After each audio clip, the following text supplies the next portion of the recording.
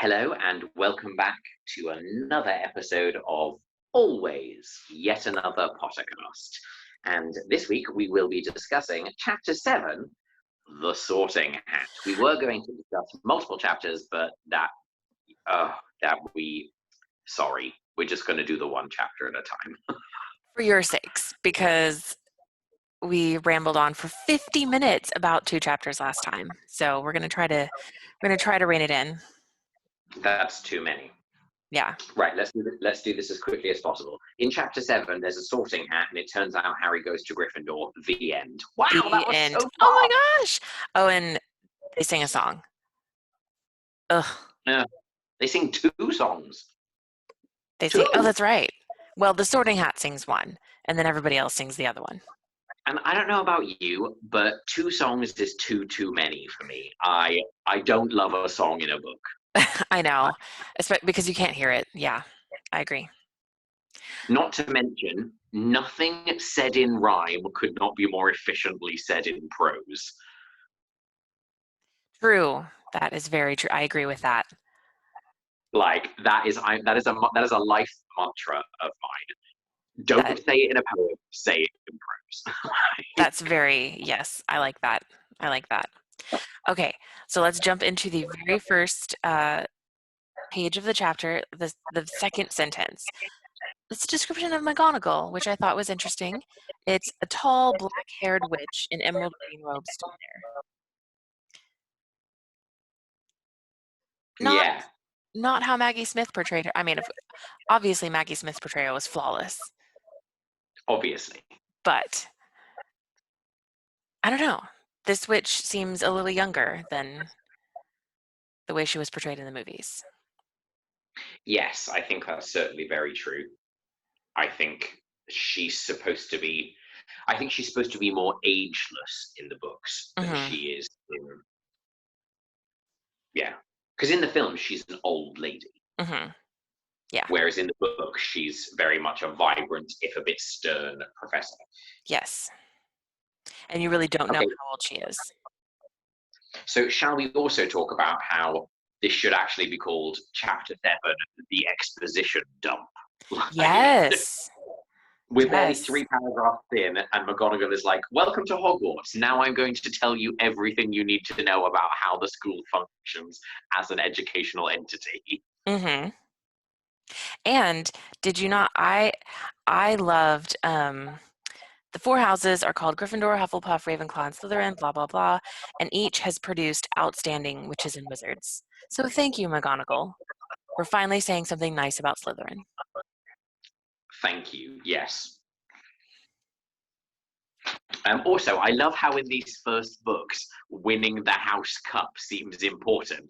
And then after a while, the characters are all just like, frankly, I'm happy to be alive. I know.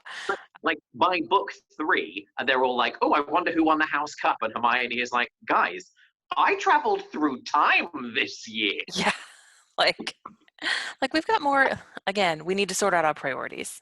Yeah, thank you. So in this book, they're like, oh my goodness, the House Cup. And like literally a chapter from now, they nearly get eaten by Cerberus. Like, I mean, we're going to talk about that because I had a little issue with that, but we'll get there. Anyway. The sorting ceremony is going to take place in a few minutes, and yet again, everyone is nervous and doesn't know what's going. I quite like that no one knows. Like, it's this thing of secrecy. Like, even all of these kids from wizarding families are like, what's going to happen? Are we going to wrestle a troll? I don't know. I know. I'm surprised that nobody had older siblings that told them everything that happened.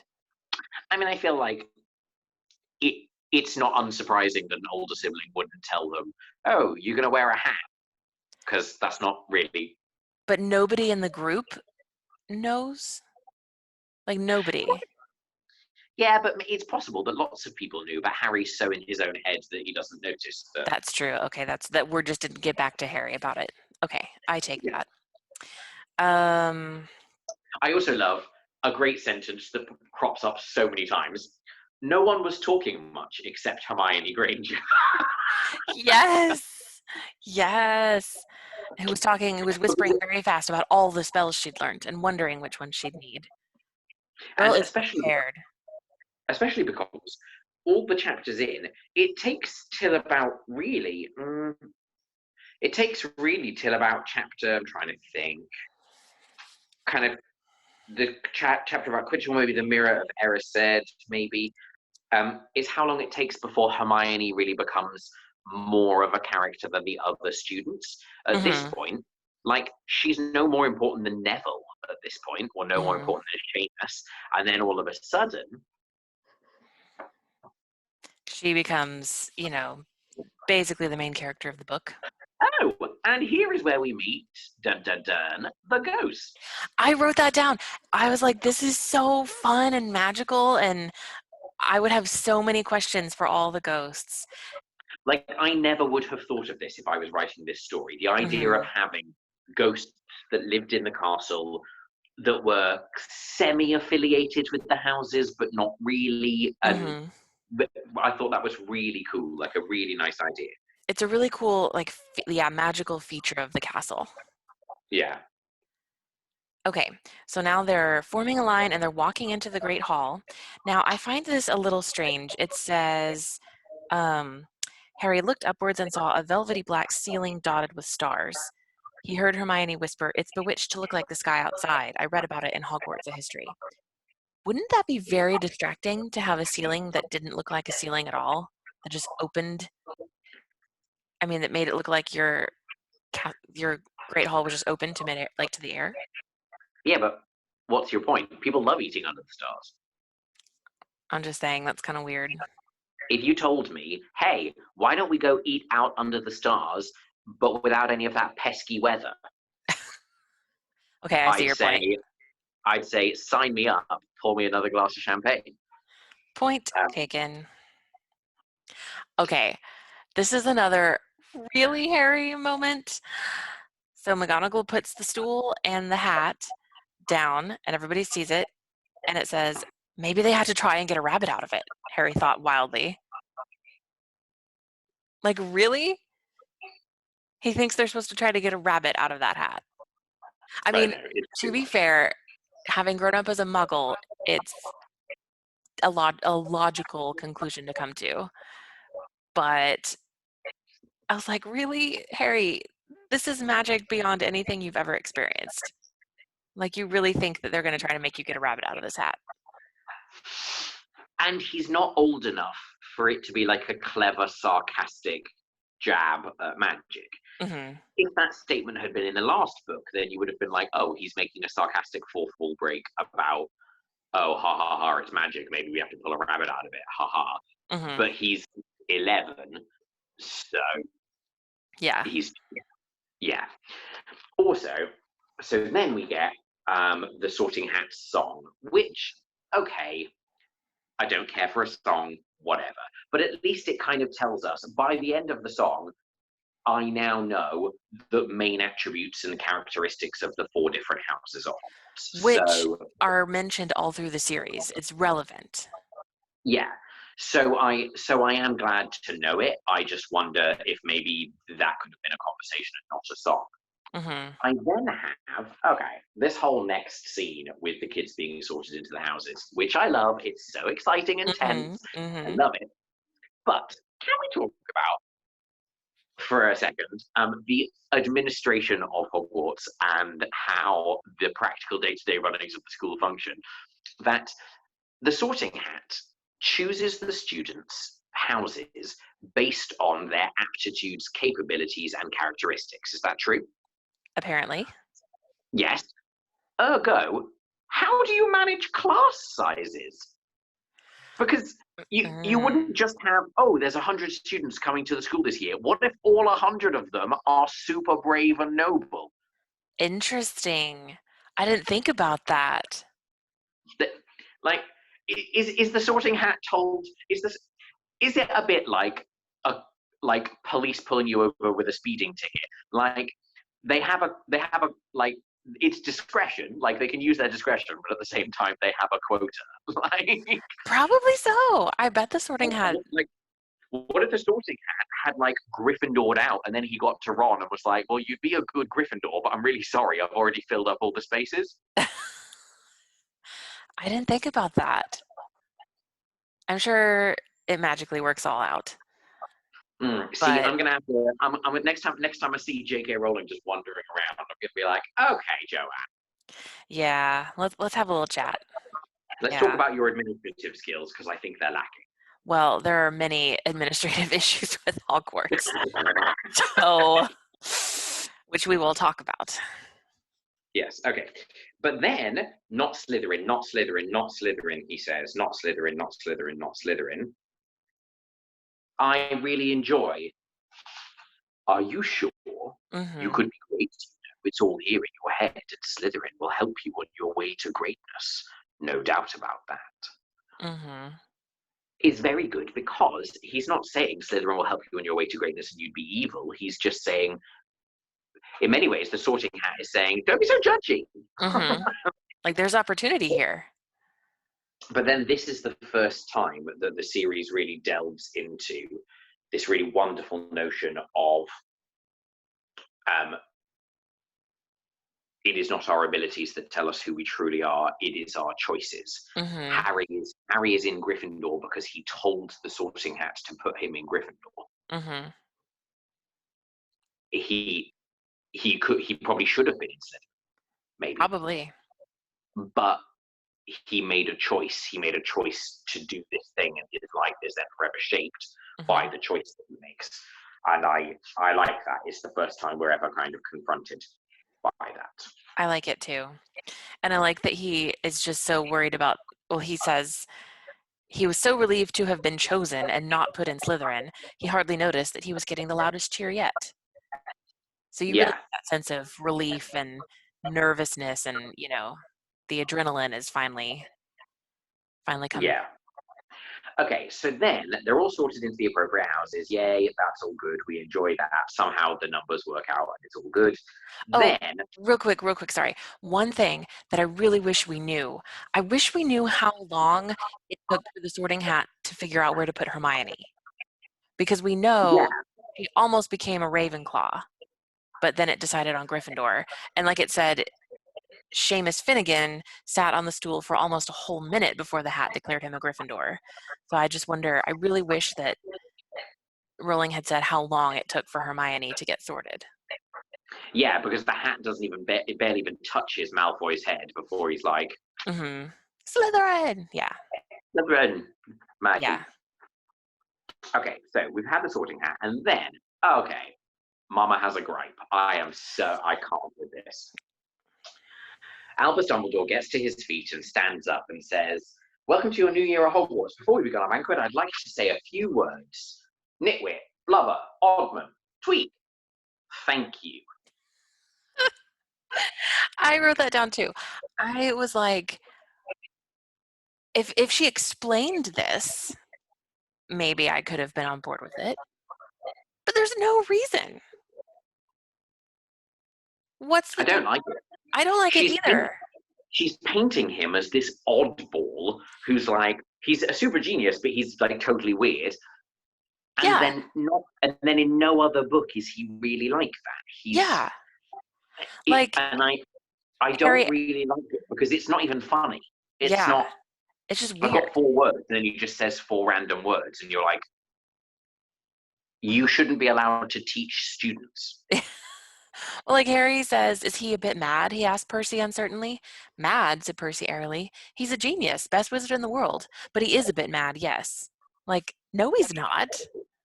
In no other part of the books is he characterized as a bit mad. A little eccentric, but not Yeah, like I don't this.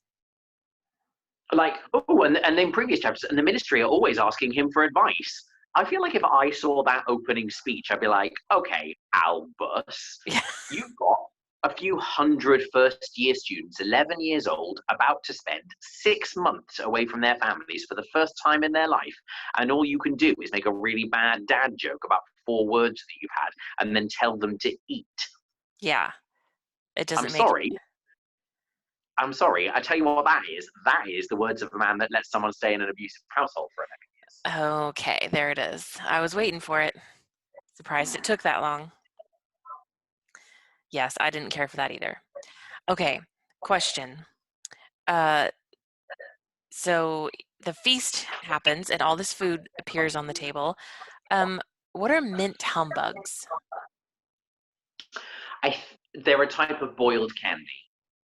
Ew. Why would you boil candy? I don't know.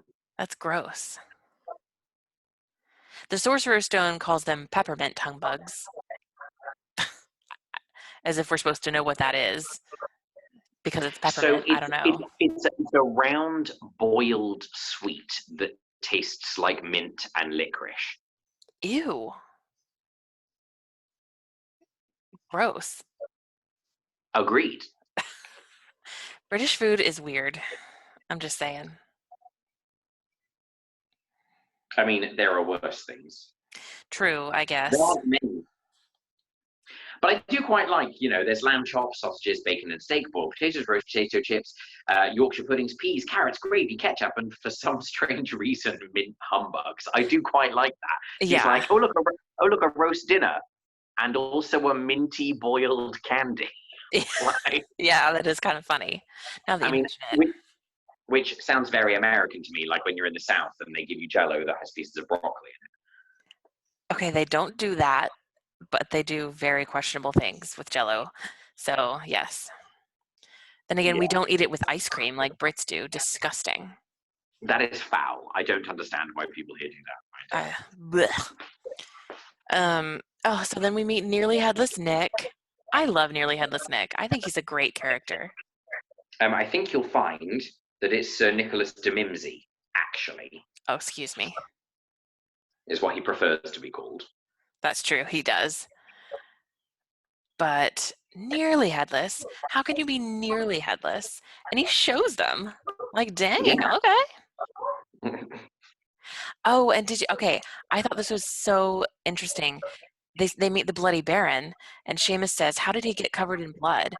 I've never asked, said Nearly Headless Nick delicately, but we find out in the 7th book Oh yeah. why Oh he's yeah, covered in we blood. do. I totally forgotten about that. Isn't that cool? But we'll I don't save even that. remember why he's covered in blood. We'll read this when we get to the 7th book. You'll remember. That's the tea. I'm half and half, said Seamus. Me dad's a muggle, mam's a witch. Bit of a nasty shock for him. Wouldn't that be crazy to marry someone and then find out that they're magical? That'd be insane.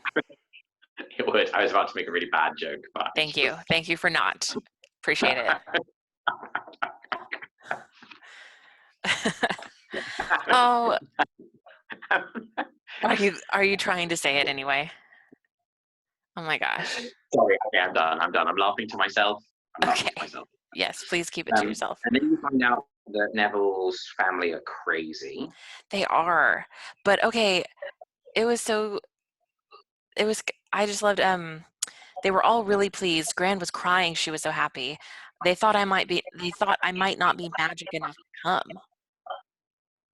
Yeah, But which is also like later on, the assumption is that basically all magical students go to Hogwarts. mm-hmm. That every magical teenager goes to Hogwarts. So I guess his fear, what we're thinking is, that maybe there are other like remedial schools, but what he's actually saying is that they were scared he was a squib. Mm-hmm. But then, oh, don't worry, Neville. You get a great story. Don't worry. Hang in there. Yeah, also at this point, I kind of feel like Neville's like, oh, I live with my grandma, and blah, blah, blah. And none of the schoolmates say, oh, you were raised by your grandparents. Why? None of them are interested enough to ask him why he was raised by his grandparents, which then doesn't give Neville an opportunity to be like, oh, my parents were murdered exactly the same way as Harry's parents were, but no one cares about me. They only care about this self-righteous kid. Well, his parents weren't murdered. Well, Remember? no, same diff. Like, you Well, know what I mean. yes. Like, Okay. All yeah, right. my parents were tortured within which is arguably worse. That's true. That's true. At least Lily and James they've shuffled off this mortal coil. Neville's, what is it, Frank and somebody? Alice, Frank and Alice. Frank and Alice Longbottom, some of the greatest witches and wizards of all time, are currently lying in a hospital somewhere, crazy as, I don't know, crazy people. Yeah. And I won't be able to know. It's sad. Poor Neville. I know, it is sad. And I mean, Neville doesn't want to talk about it. I get that. Like, he doesn't want to talk about his insane parents with people he's never met. This is true. But we'll get there, Neville. Oh, don't you worry. Also, okay, can we talk about how in the following statement, Hermione is a mood, and like I really relate to this. On Harry's other side, Percy Weasley and Hermione were talking about lessons. Oh, I do hope they start straight away. There's so much to learn. I was definitely that kid who at the end of the summer holidays was like, yes, I cannot wait for school to start again. There's so much to learn. Ew, I was not that kid. I hated school. Yes, because you didn't go to school. Well, true, but I wasn't like, oh, I love learning. Like, okay, let me just learn more. Whenever people say, oh, I miss university so much, I'm like, well, you miss partying. I miss going to the library every day. Well, no. School ruined my life. She's a mood. I love her. Okay, and then also, this is when we meet Snape. Snape. Severus Snape. Oh my gosh. For real. Oh my gosh. Yes. And so Harry and Snape kind of make eye contact, and it says, a sharp, hot pain shot across the scar on Harry's forehead. What's that about? I mean, I know that Snape is talking to Quirrell, and obviously Voldemort is living on the back of Quirrell's head, but it's when Harry makes eye contact with Snape that his scar hurts. So, I personally think that it's supposed to be, I mean, it's a red herring for sure, but also I think it's supposed to be Harry's association with, he likes Professor Quirrell, so it never could have conceptually been anything to do with Professor Quirrell. So it's possible that the sharp pain happened before the eye contact was made. But he wouldn't ever think about that because he likes Professor Quirrell, and whereas he's immediately drawn to the fact that Snape is gross. Yes. So he just, like, okay. Come on, Snape, it's called a deep conditioner. Like, Yeah. Like, you got all that magic and you can't fix your hair? No. Well, that is a hill that you would die on. For real. Okay.